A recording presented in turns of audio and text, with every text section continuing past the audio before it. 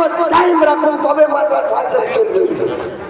যেমনই মাদ্রাসাতে ডুপ্লিকেট ঢুকবে তেমনই মাদ্রাসা ধ্বংস হয়ে চলছে। আমি তো প্রায় মাদ্রাসাতে যাই, প্রত্যেক মাসে যে মাদ্রাসার আকীদা মাসলাক আল হাদিস খেলাফ হবে, তাজুল শরিয়ার খেলাফ হবে, মুফতি আজমিনের খেলাফ হবে।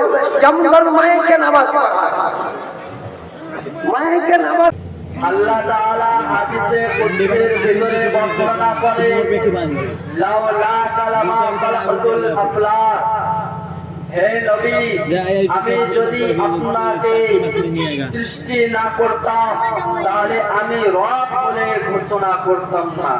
ঠিক না?